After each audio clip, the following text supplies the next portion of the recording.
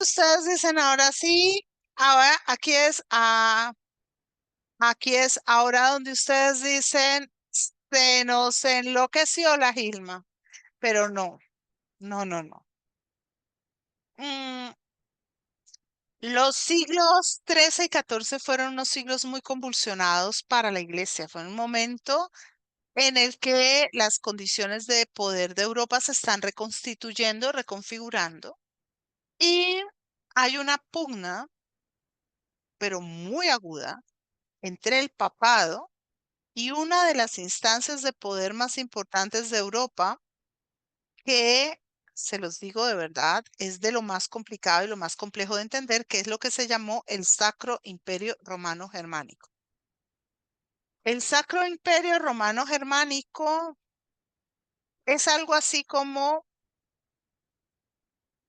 entre rompecabezas y piñata, porque son una cantidad de territorios de de diferentes grados de jurisdicción que están situados unos en Alemania, o sea, son los principados alemanes, lo que actualmente es el territorio alemán, otros en Bélgica, otros, otra parte es Austria y una parte importante es Italia.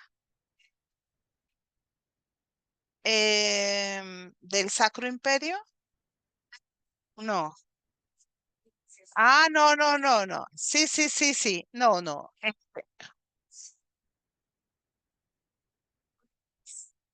Exacto. Toda la parte, pero sí, la parte de Bélgica y una parte de Flandes, en todos esos territorios. Bien, la iglesia se había convertido cada vez más en una instancia unificada, estructurada y notable.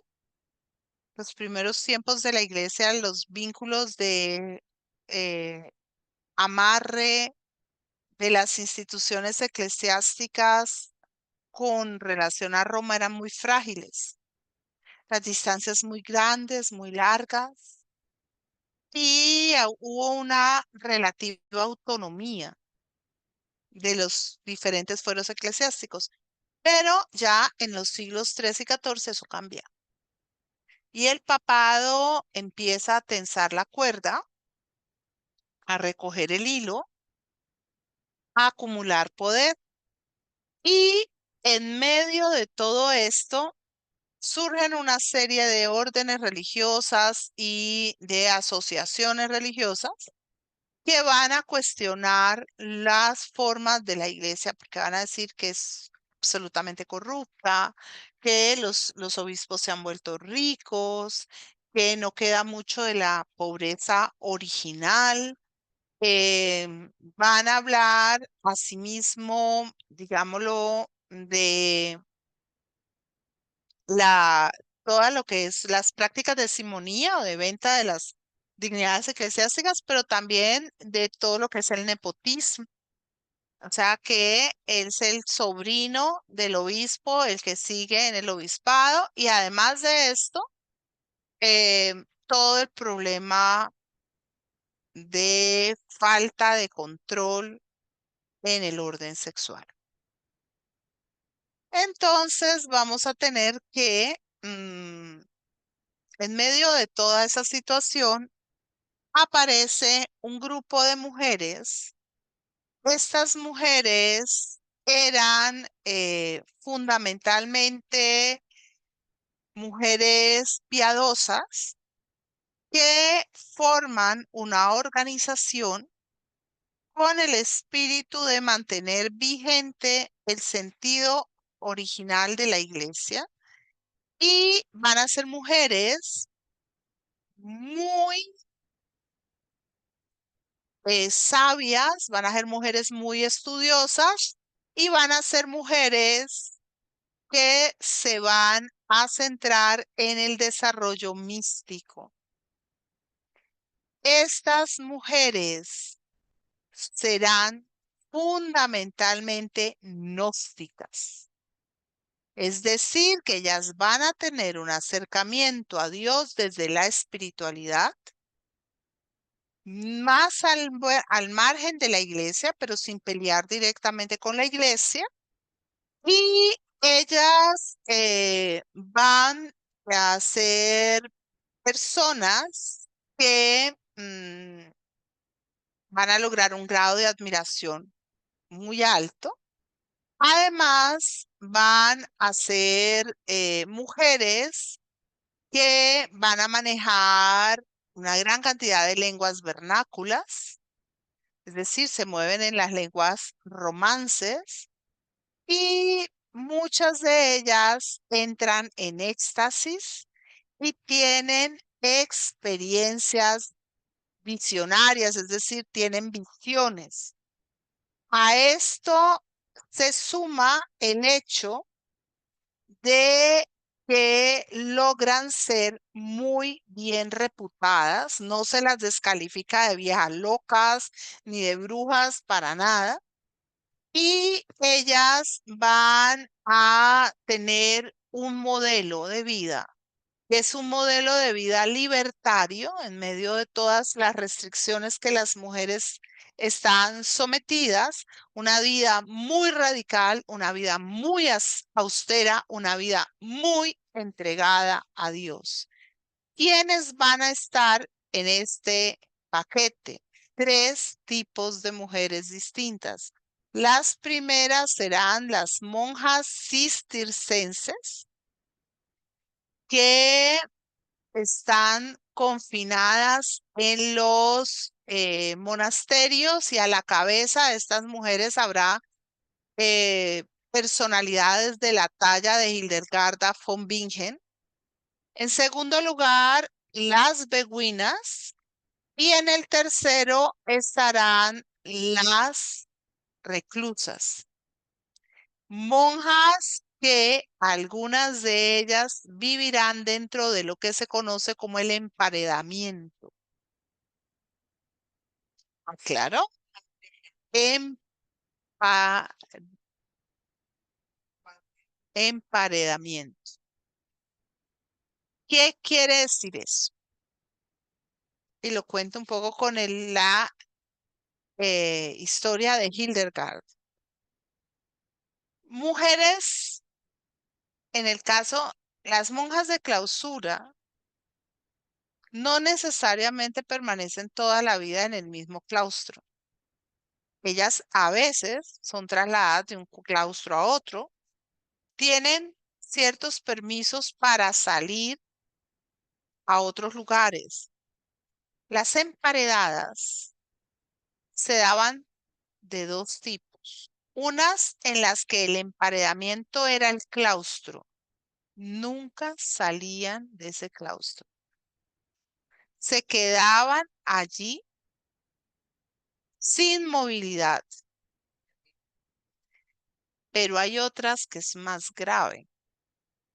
Eran como va a ser el caso, tengo aquí el nombre de ya me voy a acordar, de la monja que fue Uta, la que cuidó a Hildegard cuando ella llegó. Eran monjas que se encerraban en su celda, algunas dejando solamente un resquicio para que por allí entrara el alimento y salieran los excrementos.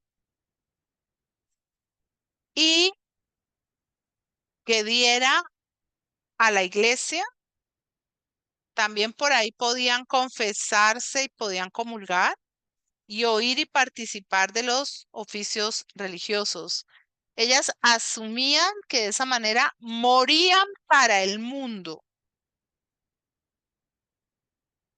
Algunas de esas reclusiones se daban como expiaciones. Por ejemplo, monjas que pecaban, se deslizaban con algún jardinero, un monje o lo que fuera, quedaban en embarazo y después se resarcían con Dios en un emparedamiento. Sí, era algo sumamente extremo, ¿no? Entonces tenemos que, sí, Forbingen. Ella Hildegard. Hay una película buenísima que se llama Visión. Ella fue una niña, era la 10ª hija de una familia de pequeña nobleza y sus padres la entregaron al convento como diezmo. Ella la dejaron en el convento cuando tenía como 9 años, pero la realidad es que también pasaba que ella tenía una enfermedad, ella tenía como una epilepsia. Y en ese convento estaba esta otra monja, es que creo que es Suta, pero es que ahora me voy a acordar el nombre. Y era una herbolaria maravillosa. Y en ese convento, estas mujeres que estaban ahí no eran mujeres del común, eran mujeres de la nobleza, mujeres muy inteligentes y que sabían medicina y cuidaban a los pacientes. Entonces, vamos a encontrar que Hildegard, ella queda allí, esta monja la ayuda, la cura y además, esta era una niña súper perspicaz, súper inteligente. Se reputó como la mujer más inteligente de su tiempo, en un tiempo de muchas mujeres muy inteligentes, porque Hildegard es más o menos es contemporánea de Leonor y es contemporánea de Eloísa de París. Son mujeres extraordinarias. Y ella eh, esas niñas tan inteligentes fuera del convento no tenían lugar, a no ser que fueran miembros de la nobleza y estuvieran en los niveles más elevados de la posición nobiliaria, es decir, como herederas, eh, hijas mayores de la familia noble, es decir, las que pueden transmitir un legado.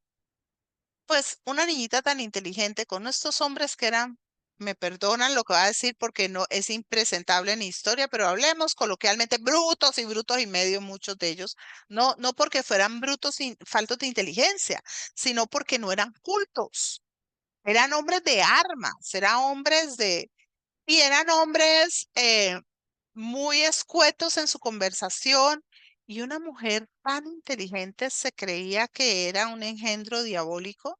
O sea, la mujer, por algo el mundo se había perdido, por la curiosidad de Eva, porque Eva todo lo quiso saber, porque Eva se comió la manzana y aquí estamos en este lío por causa de ella. Entonces, una niña muy inteligente al convento, porque en el convento no siempre no vivían. No todas vivían en voto de pobreza. Había unos conventos donde las monjas vivían, ¿sí? Y habían unos que entraban y salían del convento. eh, y comían bien, dormían bien, tenían servidumbre, ¿sí? Y podían leer, podían escribir, podían investigar. Y Hildegard llega a ser tan importante, que a ella el propio eh, Bernardo de Claravó la va a respaldar, porque ella tiene unas visiones, sí, unas visiones como apocalípticas. Y Bernardo de Claravó, ella hay un momento que está como muerta, como catalepsia, y vuelve a vivir. Entonces, él la avaló y ella fue la primera mujer en hacer un discurso público en una catedral, en la Catedral de Bonn.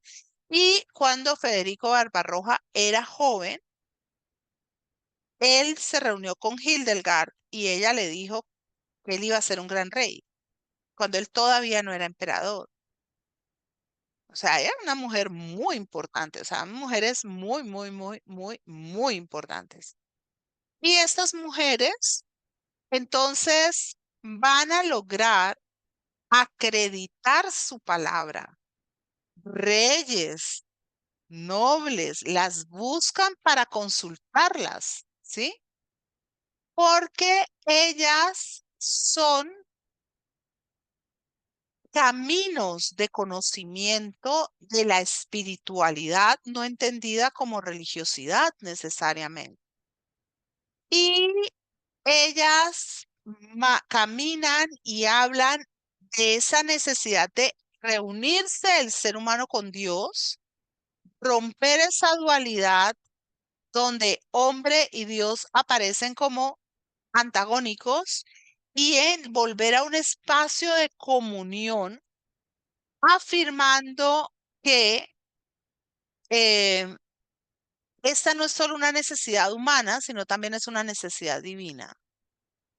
No es solamente el ser humano quien necesita a Dios, sino que Dios necesita al ser humano.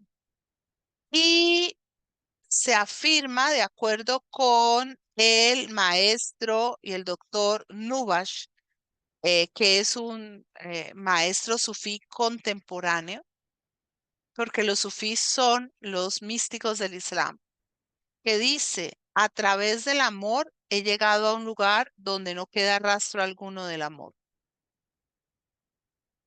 O sea, sí, es como yo distingo la luz de la oscuridad mientras estoy afuera de la luz.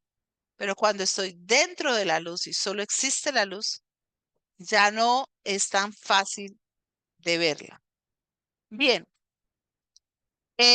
así como las damas de Leonor de Aquitania y sus secuaces tenían el amor cortés, estas mujeres tenían el amor místico, un amor absolutamente pleno. Ellas sentían que realmente se casaban con Dios y entraban además en una mística completamente especulativa, o sea, un camino hacia Dios a través de la vivencia y a través de la sapiencia, el vincularse. Ahora, solo son personas cultas, no legos, son personas cultas y son personas que conocen el entorno de su tiempo. Muchas de ellas han leído las obras de caballería y han traspuesto esos principios de la caballería, del ideal, ¿verdad?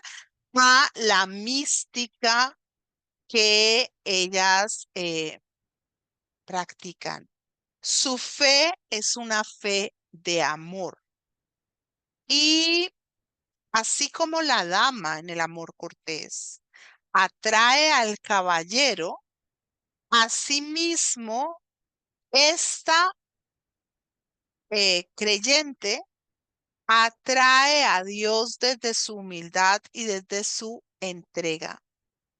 Y van entonces a enfatizar, dejar de lado todo lo múltiple, buscar la esencia de Dios, romper todas las dualidades y fundirse fundamentalmente con Dios, encontrar lo que Dios es, más allá y dejando de lado las escrituras, los ritos, todo, porque en la mística el pensamiento se disuelve. Es cuando tú meditas. Tú empiezas a meditar y vas rompiendo las barreras que te van separando de todo y te vas a integrando con todo. Y en esa visión y en esa búsqueda de Dios, ellas encuentran que nadie mejor lugar para hallar a Dios es el desierto, porque en el desierto está la soledad. En el desierto se proyecta la naturaleza divina. El desierto es un medio sumamente extremo, ¿sí? Y allí se logra encontrar ese abismo sin fondo del que habla San Pedro en su segunda epístola. Y es posible seguir, digamos, la norma de San Pablo, convertirse en verdaderas hijas adoptivas de Dios y dejar de lado todo lo que en el mundo las separa. Entonces, la idea es llegar a ser unas con Dios, a no tener otra voluntad que la voluntad de Dios, a no tener otro sentir que el sentir de Dios, ¿sí? Y a estar unidas a Dios como está unido el Padre al Hijo y al Espíritu Santo.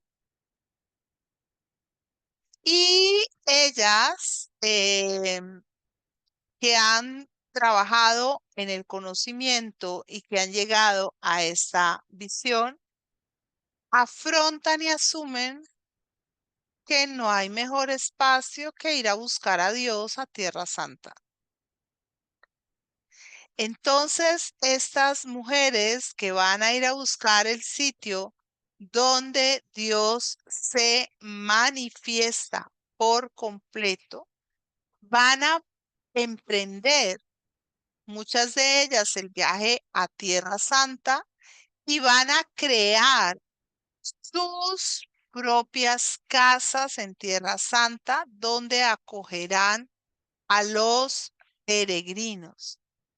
La afirmación dogmática que ellas afirman es esta: Dios nos ha pensado desde la eternidad. Cada uno de nosotros tiene una imagen preeterna que vive en Dios. Eso es lo que después el maestro Eckhart va a llamar la parte increada. ¿Ah?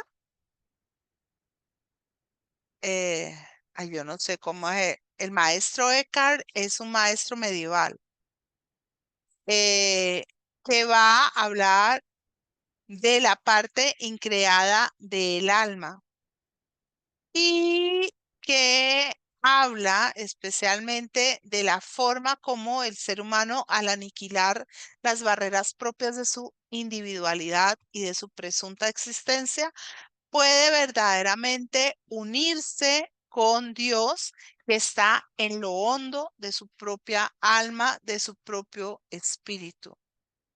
Estas mujeres viajaron a Tierra Santa ya desde la Segunda Cruzada.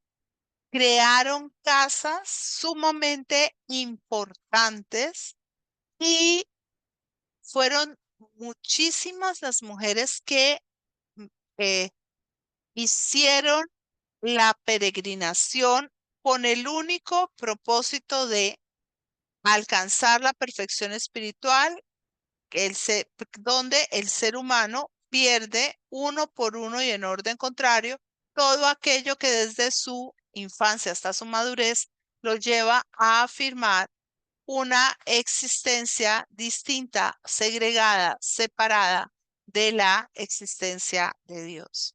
Estas mujeres fueron muy poderosas. Sus casas se mantuvieron en Tierra Santa básicamente mucho tiempo, casi que algunas hasta hoy, como sitios de peregrinación, ¿sí? Y ellas han mantenido entonces ese misticismo que las ha caracterizado y que las deja vinculadas a la Iglesia Católica, pero con unas condiciones de excepcionalidad. Sí, exactamente. Bien, vamos entonces ahora a otra pausa.